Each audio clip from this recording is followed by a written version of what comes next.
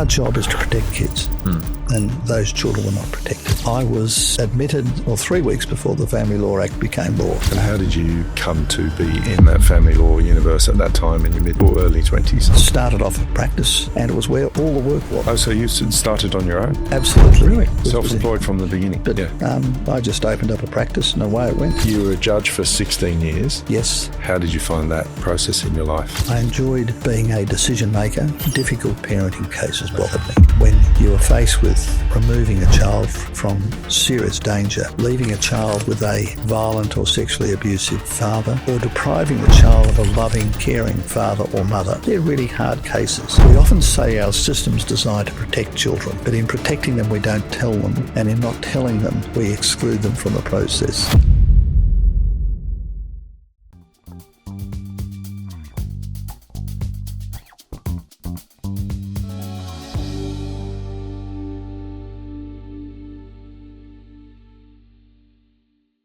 Robert, thanks for coming to Sydney this morning and welcome to Cross-Examination. The episode we're doing together is sponsored by Australian Family Lawyers and Macquarie. Now, Macquarie, I think you were a founding partner of some 30 odd years ago or something like that. I wasn't a founding partner, but I was a partner. Okay. But it was a long time. Well, it was a long time ago. It was a very long time. How long? More than 20 years now. Yeah. Okay. You were a judge for 16 years. Yes. And you've been practicing law since before the introduction of the Family Law Act. I was admitted 2 weeks before or 3 weeks before the Family Law Act became law. Wow. But I'd practiced as an article clerk under the old Matrimonial Causes Act. So, and that was all in Tasmania at the time? Or? No, it was all in Sydney. Was it really? Yeah, okay. I was sentenced to Tasmania rather than. And tell me about for the profession, how you felt about the introduction of the Family Law Act in. It was sensational. Was it? I'd just started practice, and there was this huge backlog of people who wanted to be divorced, but didn't have the $2,000 or $3,000, which was a lot of money in those days to get a divorce. And you could get a divorce for $200 or $300 at that time. And I don't think there were fees associated with it, or they were very modest. So for the first 2 years of my practice, we just did divorce after divorce after divorce. It was a really good introduction into the human condition. And was it as standard then as it is now in the sense of filling in a form and satisfying various conditions? Or was there more argument around it than there is these days? No, they had a whole bunch of judges who wanted it to be really simple. Okay. I mean, you had the odd one, which the jurisprudence developed living under the same roof. But if you were separated, the kids were okay, or the kids were grown up, you'd go to court and they'd rubber stamp it, and people would walk out and have their parties, and it was a social revolution. I think it was extraordinary. You were in your 20s, I imagine. I was in my 20s. I'd go over to generally Parramatta because I didn't like Sydney that much because there was a bit of aggression there. But in Parramatta, I could go and have 8, 10, 14 matters divorcing someone in a particular list, and all of us had that. There was this sense that finally people could become divorced with dignity. And as a practitioner, did you have to sort of study the Family Law Act as it then was and work out how you're going to run a case after sort of previously being governed by one statute, you're now governed by another?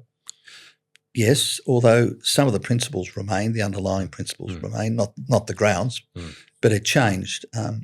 Prior to the Family Law Act, it was a real issue was the divorce.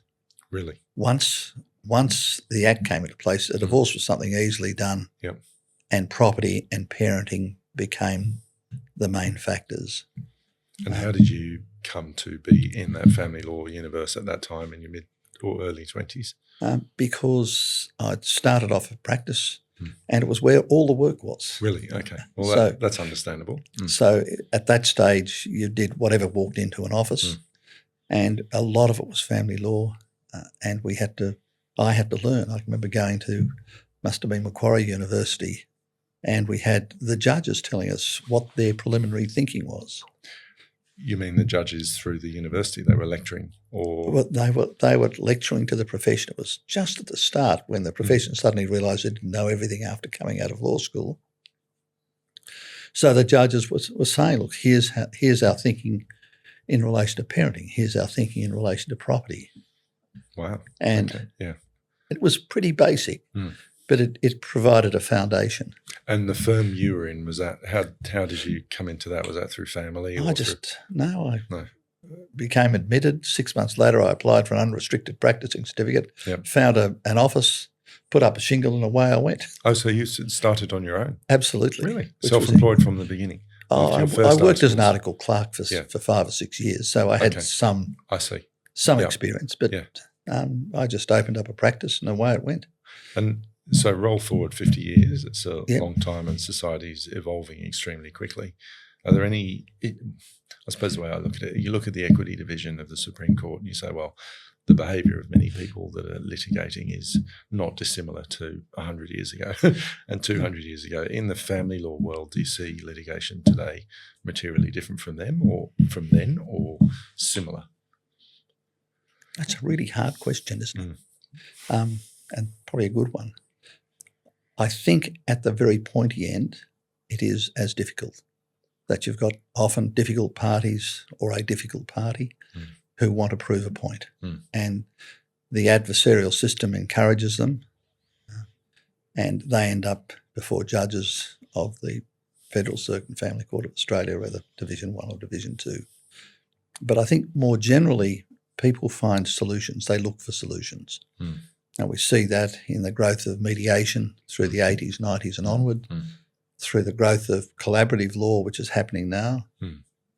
But the really hard ones are still there. But instead of being fights over divorce, I mean, when you look at Brigginshaw's a divorce case, and it was a purely divorce because it was so important. But now all the fights are over parenting, property, and not as intense is spousal maintenance. And I don't think we've quite got that right yet. Okay. So in your 16 years as a judge, I think you started somewhere in your mid-50s. Yep. How did you find that process in your life? I enjoyed it. I enjoyed being a decision maker. I liked people. So, you know, the guy who explodes and says the whole system's against men and whatever, and they storm out of court. I'll always give them 10, 15 minutes, an hour, and then bring them back in and say, look, I really want to hear your story. So that's a party in a case who's upset with what's going on in court and loses the plot and walks out, and you're observing that from up on the bench. I can bring them back and say, look, understand that unfortunately I can't change laws, rightly or wrongly, but I really want to hear from you on this. And it makes a difference. Sometimes it does anyway. So how do you relate that question or conversation between you and that person and the cross-examination process of a barrister then doing their best to promote their client's story through that person instead? I'm a bit naughty, I think.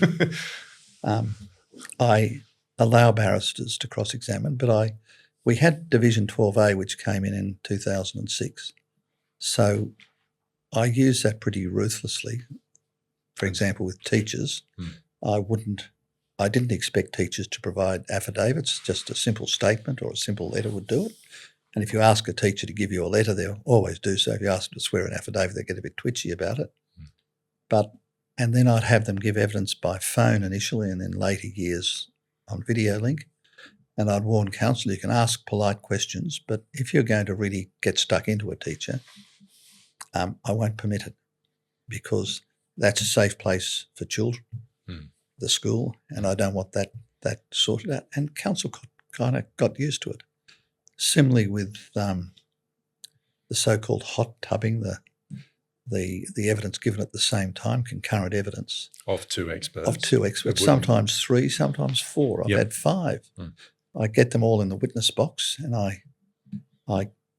when I ask counsel, I say, look, you can exhaust your questions. I won't stop you asking relevant questions. When the first question's asked, I then, instead of allowing counsel to go to the second question, I'll then ask the other expert what they think, why, and get them into a debate.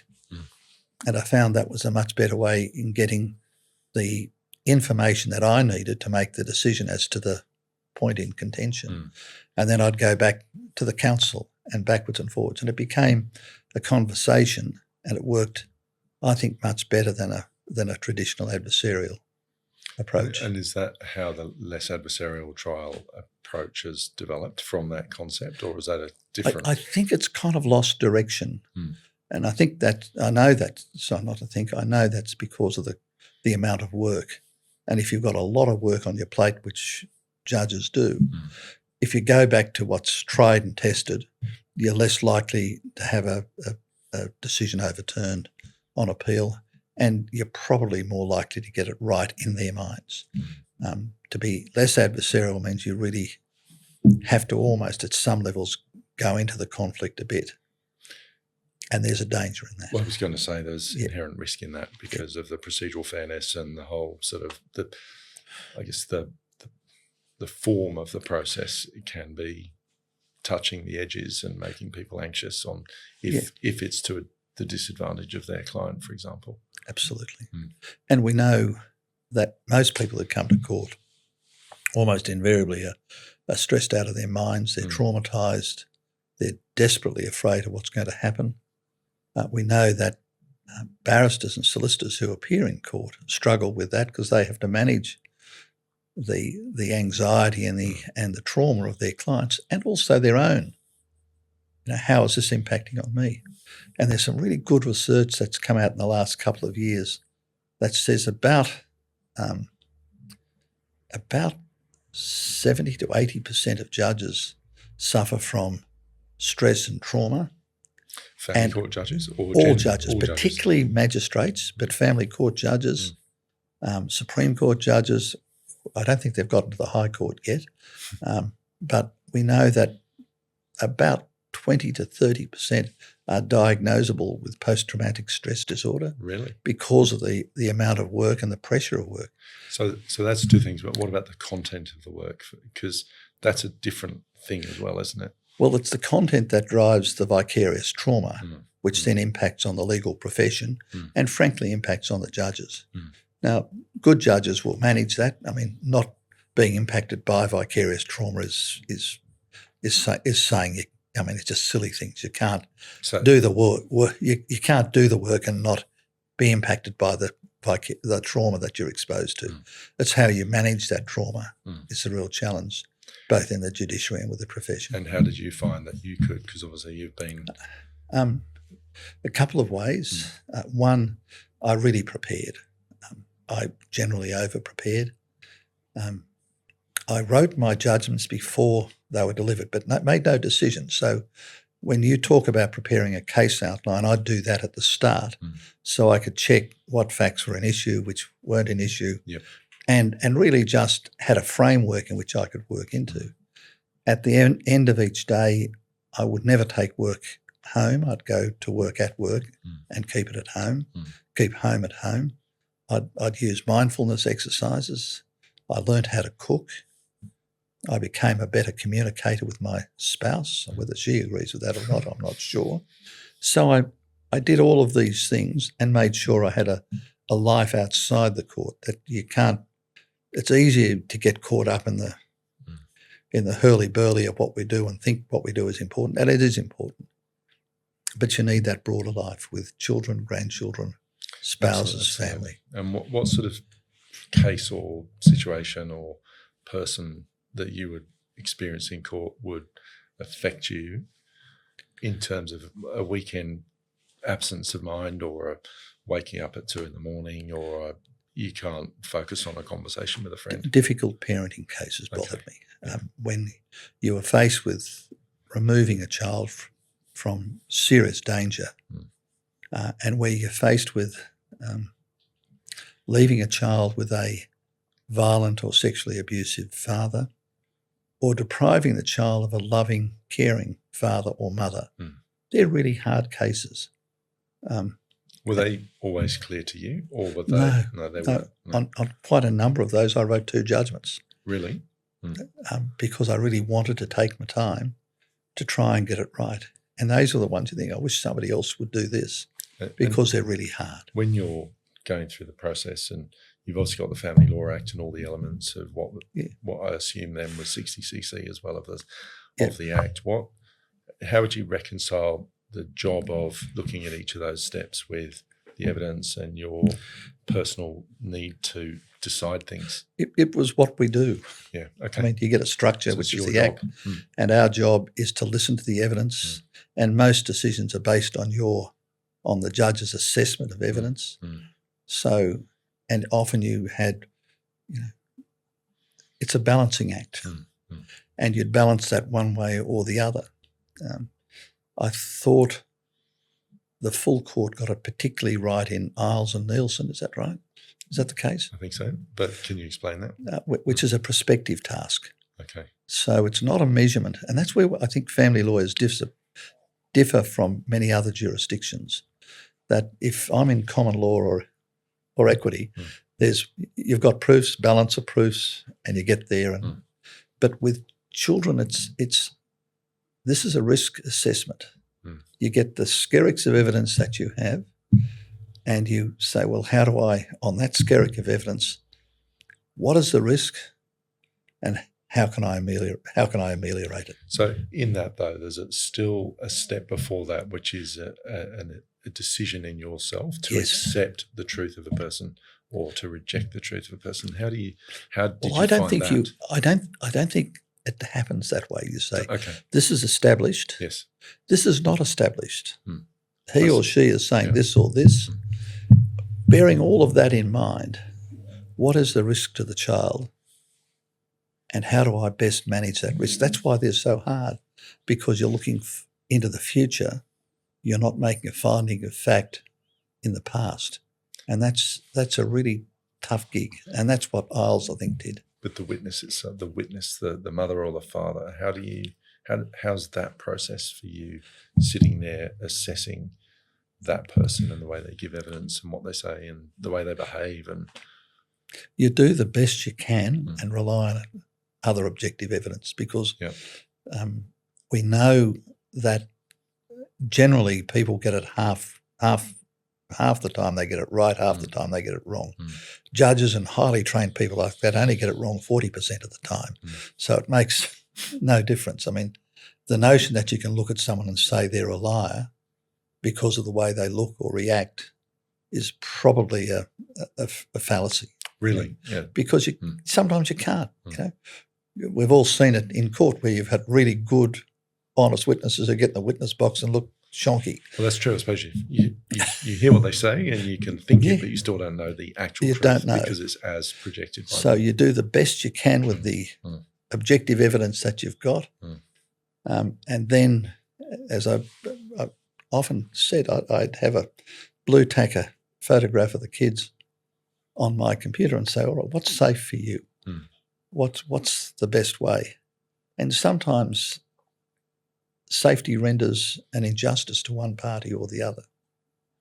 But it's the children who have to be at the centre, and not in a rhetorical sense, but in a really central sense.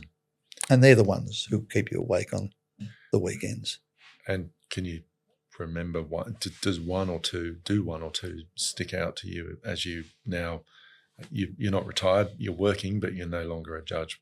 Is there anything that stands out as something you're really proud to have done, and also you worry that might have not quite been as good as you could have been? The proud one was one I probably did and it's a reported judgment about a 12-year-old boy, and his parents were fighting as they had over since he was born, and that's nothing new. And during the course of the hearing, I said, do you think I should see this young person? And once the barristers got back on their seats, they said yes. So I saw the young person. They agreed. So, and procedural fairness means I have to ask. Absolutely. So did the parents. So I went and saw the boy at Legal Aid's office with an independent children's lawyer. I think there was a counsellor there. Parents, no parents. And no barristers or solicitors? No barristers, no solicitors. But we kept a record of what was going on. Did you wear your robes? Is that a symbolic thing? No. In fact, I don't even think I wore a tie. And we discussed in court the questions we should ask. And we asked him the questions, and he just said he was afraid of what was happening. He wanted to see his dad but didn't want to be separated from his mum, a whole series of things.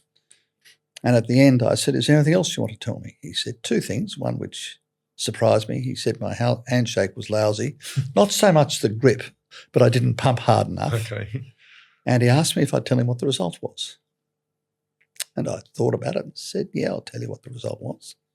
Then the next day we went back to court, told them what happened, heard the rest of the evidence. I wrote a judgment over the next 3 or 4 weeks, brought the parents back at 11 o'clock in this particular registry. But then I went to his school. We arranged with his principal and with the counsellor. I went to the school at 8 o'clock that morning, met him, and I shook his hand, and he assured me that my handshake had improved over the months that followed and explained what the decision was. So just in a quiet room? In a quiet room. Just with him? No, with a counsellor. I'd never be by myself. I think that there's issues with that. And I had the counsellor there in case he reacted badly, and he asked me 3 or 4 times what the decision was. He said, oh, that's good. Can I go now? So, and off he went, and then I trotted back and told his parents. I reckon that was a highlight of it. So what, though, was the decision relative to what he said, which is I want to see It wasn't my dad? Precisely what he said. It was different. He said he wanted to stay with mum and not see dad because mum had threatened to move him away and separate him from his new siblings. And so I provided he see dad, but at a slightly less intense way, in a better structured way, and they didn't come back. Now, that may have been because they thought the judge was so insane that they didn't want to take the punt of getting the same one again. Yeah. So that was a good one. I just wonder how you reflect on the Family Law Act as it is and society experiencing different forms of justice and injustice and feeling. Do you reflect on that? Yes, I do. I think there'll always be people of both genders and different approaches who will say that we can only see their case through their perceptions, and if the system doesn't suit what they want, they'll blame the system. I think more and more we have to move closer to social science to understand what drives that behaviour. There was a study back, I think in 1998 or 1999, which talked about the impact of trauma on children and adults, the ACE studies. So on children, sorry, I beg your pardon. On children who then become adults. Exactly. So it's the trauma of the adults. Which the adults are still carrying. Yes. There was another one done here, the IFAS Maltreatment Study from 2023, which says about 2/3 of Australians suffered child maltreatment of one form or another. I think as judges we need, and as lawyers we need to better understand that trauma in terms of undertaking the work and understanding the conflict that appears before us. We not only have to manage the trauma which our clients carry, we have to manage the trauma that we carry, that our colleagues carry, and that the judiciary from time to time carry. So I think that's why they need to move together. That's something I'm fascinated by because we operate in a system which deals with the effect of all of that trauma. Yes. And we don't necessarily have a political system that allows for the resolution or the remediation of the trauma that's causing the effect to be an even more traumatic experience. So yes, I imagine you've thought a lot about that too. I have. And that's probably one of the reasons I did the Commission of Inquiry in Tasmania, because I spoke to a huge number of people who were traumatised as children, looked at... Sorry, can you just, for the listeners, can you just talk about what the Commission was into? We had the National Royal Commission into Child Sexual Abuse in Institutions. Yep. In 2021, Tasmania had a serial sex abuser working as a nurse in a hospital. They had a children's detention centre where there was a history of sexual and physical abuse of young people and children in the detention centre. They had an education report that showed that what happened with the religious people, moving them from church to church, In Tasmania, and I suspect in other states, they moved teachers from school to school. And so the Tasmanian government quite bravely said, let's have a really good look at it, and put together myself, a black letter lawyer from Melbourne, an ex-Court of Appeal judge, and a professor of research psychology, and funded us well to look at where the systems had failed. And we did a report which we delivered just over 2 years ago, saying what the Tasmanian government could do to manage, to have systems to better protect children. And they're implementing all of those recommendations as we speak. But in the course of that, I spoke to survivors and heard their stories. So anyone who'd been the subject of sexual abuse or were families of someone who's been subjected to sexual abuse could come along and spend a couple of hours with the commissioner, and normally it was done with psychologists and counsellors there, so it was a warm collection and a warm departure, and tell their stories. And their stories were fascinating and frightening, I'm sure, and were endemic. And it explained a lot of the behaviour that we see in the family court, a lot of the reasons people end up where they are. You know, sometimes you scratch your head about people's behaviour. Totally. You know, that's the interesting part about it. You know, why? What are we doing here? But how does it get solved? If you imagine if you could just stop time and say, which I know is completely ridiculous, but if you could stop time and say, okay, from now we're going to introduce protections for the people that are now being affected by the system, because 25 years later they effectively don't have control over their emotions, or their emotions are impacted by that. Yep. How do we start today trying to reduce the impact of trauma on people going forward? Well, the National Royal Commission and ours in Tasmania are changing systems. We're teaching teachers how to better recognise their own trauma and others' traumas. We're putting in place systemic processes. We're doing the same in criminal law with, you know, we talk about care dogs in the court and in the district courts and in the family court. And they look at some of the research coming out of that is just settling people down to manage their trauma is a terrific thing. So it's a 3-step process, I think. One is to try and cut it out completely. Yep. Knowing some are just really bad people who do really bad things, others are survivors of some sort of abuse who are just continuing in the family tradition. A little bit autonomous. Sorry. Yeah. There's an autonomy of that trauma acting on them that they can't Absolutely. control. And with the Aboriginal community and other communities, we've got generational trauma.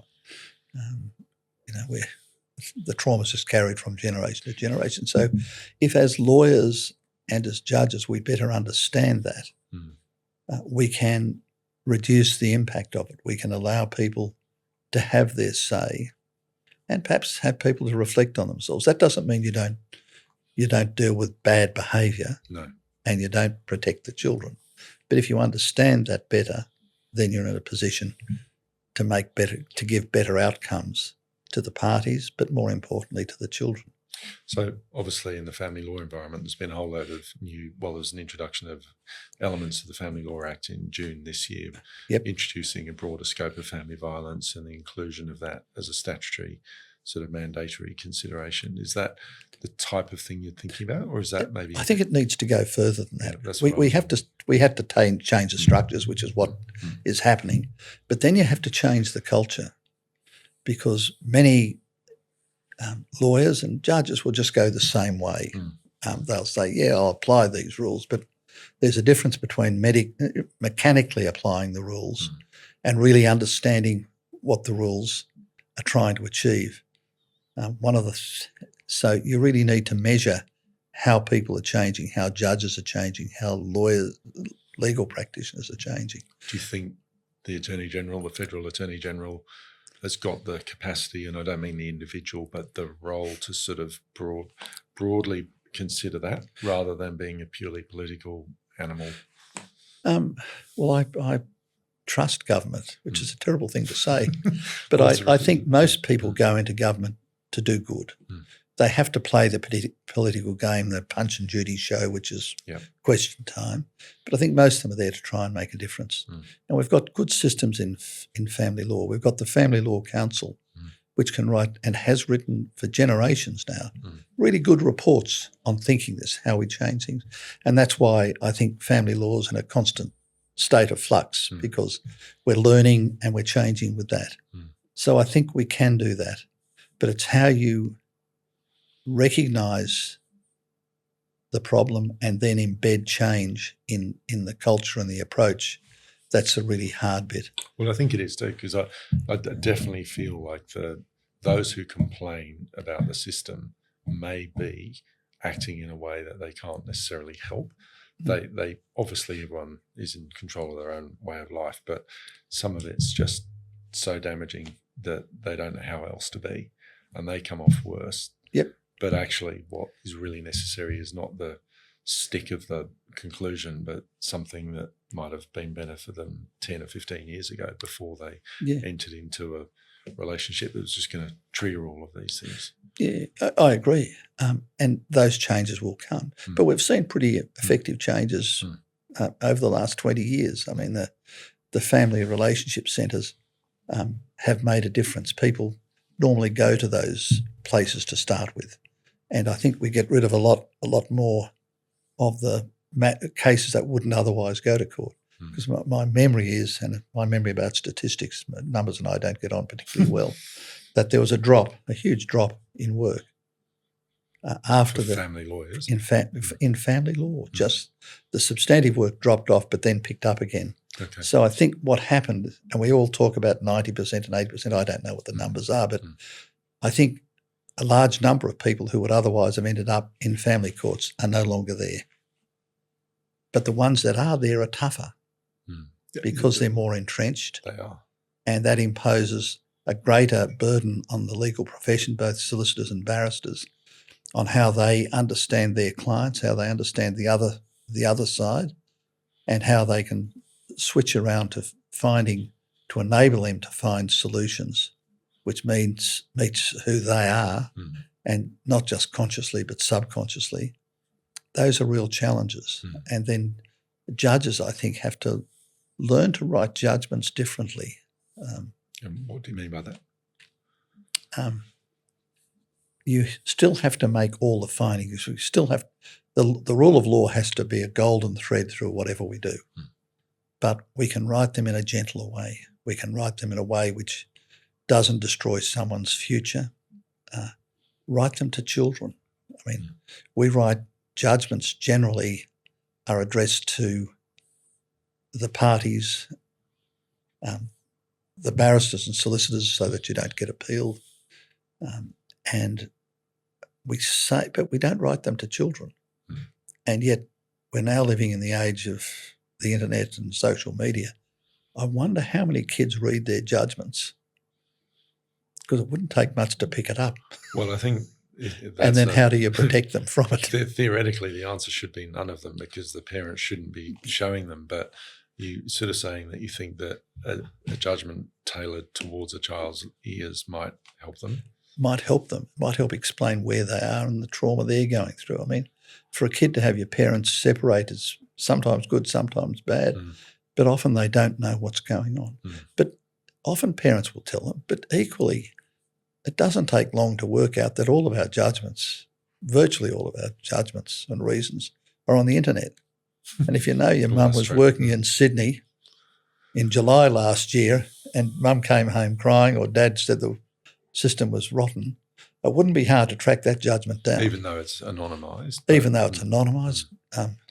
But it's not hard to track it down. No, I agree. You've mentioned to me before about a case in the UK that a judge here. Yeah, that's Justice Jackson in Rie, a minor, I think it is, and that was a 2017 judgment, which was a judgment in a letter to a child. If you get a chance as a family lawyer, read the judgment. The letter is really, really clever. It's addressed in child's language. Talks about all the child's involvement and is child-centred, but it ticks every box that you need on a judgment. Findings of fact, a very simple explanation of law. It's a clever judgment. And is there any commentary or writing about the effect or the receipt by the child of that judgment, or the learning about it, and then any reaction? I'm sure that's been commented on. The Chief Justice of the Federal Court did a paper, I think a year or so later, saying that was a really good judgment. Of our federal court. Of the federal, she was a judge of the federal court, justice of the federal court, but then wrote a paper on judgments saying this is a really good judgment. So that's not a bad start. And is that being replicated here in any way? It has been. There's a couple of judgments by Judge Harland in Melbourne, an earlier judgment by, I think it was Judge Altobelli, as he then was, Judge Altobelli, back in about 2012. There's one from Western Australia with Justice O'Brien. So there's a few of them starting to pick up on it. There's some research going on, I think, in the university, the Southern Cross University, where they're having children talk to them about what their thoughts are. I think they've got a group of 40 or so young people who are talking about how the impact of hearings affected them. And are the judges involved in that conversation? No, that's just a university. That's an academic, a very good academic, saying, well, look, here's what you're doing to the people you're supposed to protect. So there's discussion, academic research, and that's good. I mean, the law should trail things. Is that a worthy introduction within the Family Law Act, or should it just be literally within the personal preference, discretion of a judge? All the legislation is there at the moment. You think it is permissible? It's all permitted under the Act, including the recent amendments. But I think it's changing.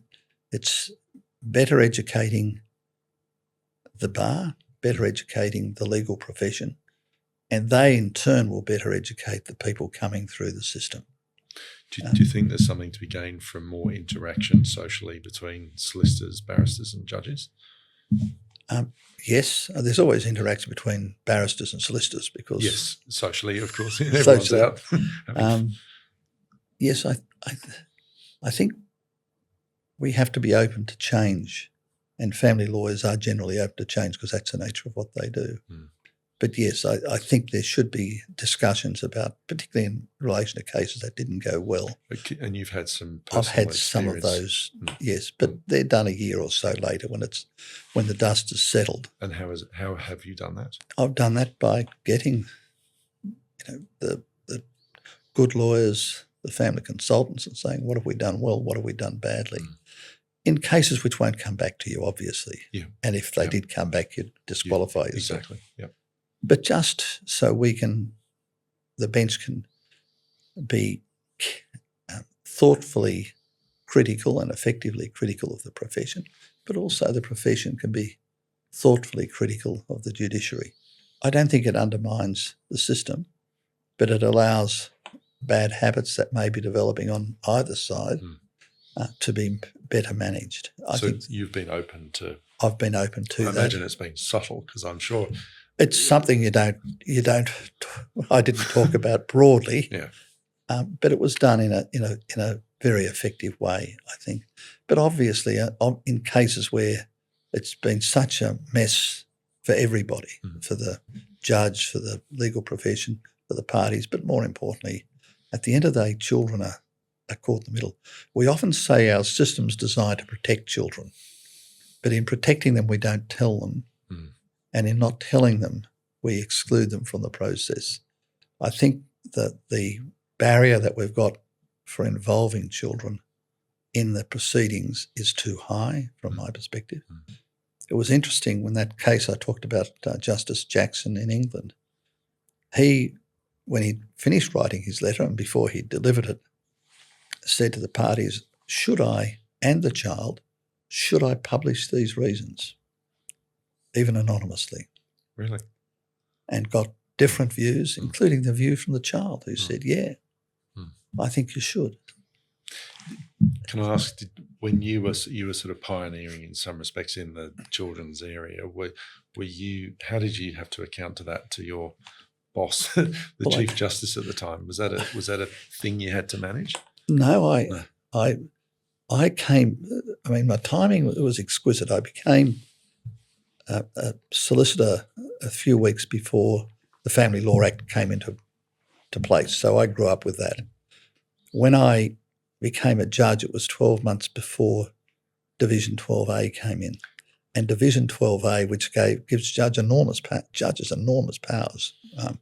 It's just terrific as a judge. You may need to explain that for listeners. Division 12A is the 2006 amendments, which abolished the need to comply with the rules of evidence, but still had to be procedurally fair and all of those aspects. Enabled judges to be more engaged. So in the context of that timing was good for me because I could talk to children provided, one, I gave people procedural fairness. I never ever talked to children alone. I thought that was improper. Yeah. And that became a regular part of my judicial practice. But it was all done. It was never done in secret. It was done to meet the needs of the child. And that way, I think I got better outcomes for some children. And it didn't attract any controversy or No, I'm not sure that the full court weren't waiting for someone to come up to talk to me about it. But no, it was different, but it was something I had discussed with my colleagues. Some were critical, some weren't critical. It's unique. And it was something I did, but I think it came from my background as a solicitor, my background as a mediator, to try and understand problems and focus instead of the head-to-head, which is the nature of adversarial litigation, but more of a standing side by side and saying, how do we solve this problem? How do we make it better? And do you think is the Act permissive enough now? The Act is permissive enough. It is, okay. So it's a matter of judicial sort of style and choice. The only other difference I'd make is I'd make that part apply to property. It can apply voluntarily to property because sometimes the property proceedings and children's proceedings become de facto battles. Well, between the two, just not a continuation. Not just between the two people, but the using one to get an advantage. Absolutely, and it differs from state to state. In Sydney, and probably to a larger extent, because it's probably a much wealthier city where money is sometimes a very significant feature, whereas in some of the smaller registries, it's not as intense. Because there just isn't the money to do it. So have you noticed, anecdotally I've heard, but have you also noticed a sort of difference, for example, between litigants in Sydney and litigants in Tasmania or Victoria? Well, when I started off in Tasmania, there's only 500,000 people there, and there were 2 judges, a Division 1 and a Division 2, and there wasn't enough work to keep me busy. Really? So I was going to suggest to my Chief Justice that I should take up golf, but I was wise enough not to make that suggestion. So I just took it up anyway, but didn't tell him. No, but I then sat in every mainland registry apart from Western Australia, where we've got the other court. I sat from as far north as Cairns down to Hobart, so I saw the difference, and there's a different culture. I mean, there's a difference in culture between Sydney and Parramatta, let's be frank. Well, I agree. There's a different culture between Sydney, Parramatta and going up to Newcastle down to Wollongong. Exactly. It depends on the judicial officer. Yep. Melbourne are an interesting group. They settle, I think, a lot more than Sydney does. I don't know if that's good or bad, but they're very thoughtful, good. You know, the quality of their bar is as equal to anywhere else. Yep. So there is a different culture in each, and I won't go into the culture because that would be unfair, I think. But it's getting a much stronger child focus, I think, would make a difference. So sort of bringing in the whole child trauma and everything else into play, you've also done work in Indonesia and Zimbabwe and Cambodia. So how have you sort of taken? It's a really great gig, can I tell you? What is the gig? Does someone ask you, or do you ask them? Well, no. In 2012, the Australian government were keen to get on the Security Council and were being nice to the Africans. And Zimbabwe was in the process of developing a Family Law Act, and they wanted someone from Australia to come over and talk to them about what we did well and what we did badly. So I went over there for a month talking to academics and judges about how to write a Family Law Act. And have they adopted anything? They've adopted quite a lot of that. Have they? Really? It's still a different culture, and changing cultures is hard. I went to Indonesia to talk to the Supreme Court judges of Indonesia about mediation. I did some work on that, only for a short period of time. The other thing I did, which was interesting, I think about 8 or 9 or 10 years ago, Japan signed up to the Abduction Convention, and the Australian government and Japanese government decided to teach a group of Japanese mediators and Australian mediators how to mediate child abduction cases. Wow. And so we all got together in Tokyo for about, I think, a week or two with me as one of the teachers. Another one was a German judge, because Japanese law's based on a German background, Okay. Yep. and talking about how they could mediate those sorts of things. I mean, for a bloke who went to a public school and was a bit knockabout, you sometimes scratch your head and think, what we do really makes a difference. Yeah, well, there's something reassuring about your very early life, because from what I can tell, you struggled at school and didn't have any interest really in learning. No. So I've got hope in my family. No, I think doing law was a way to avoid conscription, because I didn't want to go to Vietnam. Really? That straightforward, is it? That was that straightforward. Yeah. I saw a lot of the young people, my contemporaries who went to Vietnam, would come back in very dark places. So I thought, that's not a place I want to go to. So I studied law, and anything more than 51% was a waste of good partying and drinking time. Good. I can relate to that. But I came to like the law, because the law is, and the structures we have in our civilizations are pretty good. I mean, they're far from perfect, but Parliament's good. The courts are generally good. I mean, like all things, they've got their strong points, and they try and do well. And the law, in its purest form, is just pure common sense. But it's how you meet that in the developments we've had in understanding trauma and understanding mental illness in the last 100 years. I mean, in World War I, when people ran away from being bombed in trenches, they were shot as cowards. By the end of World War I, there were 2 prevailing attitudes. One was that you shot them, or you used public humiliation or electric shock therapy, or second one, you used the Freudian talking cure. Now, we've come a long way. We understand mental health much, much better now. We understand that it's endemic. We all have issues, and it's how we get the practice of law more in tune with who we are, which is the real challenge, and has been and continues to be. Focus on the cause as much as the effect. Absolutely. Robert, it's been an absolute pleasure. Thank you. Lovely to chat with you. Thank you. Thank you. Thank you.